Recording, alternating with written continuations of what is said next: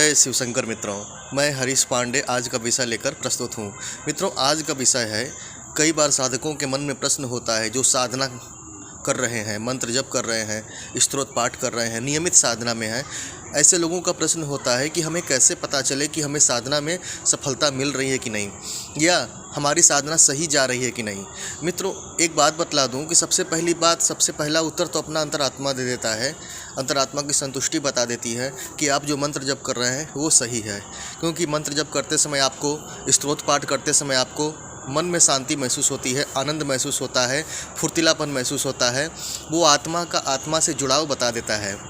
ठीक है, तो इसमें बहुत ज़्यादा जानने की आवश्यकता नहीं, लेकिन फिर भी मैं कुछ बातें बताऊंगा। अगर आप सही साधना में जा रहे हैं, मतलब कि आपकी साधना सही चल रही है, अनुष्ठान आपका सही जा रहा है, तो इस दौरान आपको स्वप्न के द्वारा भी कुछ संकेत मिलते हैं। स्वप्न का मतलब सुंदर बाग बगीचे आपको दिखेंगे, कोई देव तालाब दिखेगा, या फिर देवी देवताओं के दर्शन होंगे, ठीक है, या फिर महात्माओं के दर्शन होंगे।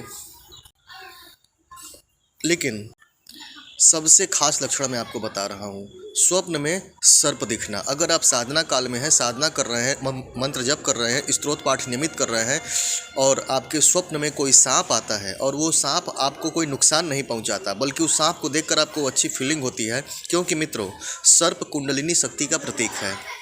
ठीक है, तो अगर आप साधक हैं और साधना के दौरान अगर सर्प स्वप्न में आता है, वो आपको काटता नहीं, तो समझ लेना कि आपकी साधना बिल्कुल सही जा रही है। लेकिन यदि सर्प आपके दाएं हाथ पर काट ले, तो फिर समझ लेना कि आप मोक्ष पा जाओगे इसी साधना से। ये लक्षण होते हैं इस बात को समझने के। दूसरी बात ये है कि सर्प दिखाई देने का मतलब ये है कि हमें शिव परिवार की तरफ से नाग देवता के रूप में एक रक्षा कवच प्राप्त हुआ है। ठीक है, तो अगर ऐसे स्वप्न आए तो आप भयभीत मत हो जाना कि यार सपने में सांप देख लिया, ये तो अशुभ है, ऐसे वैसे। ठीक है, तो आज के लिए बस इतना ही। मुझे आज्ञा दीजिए। जय शिव शंकर।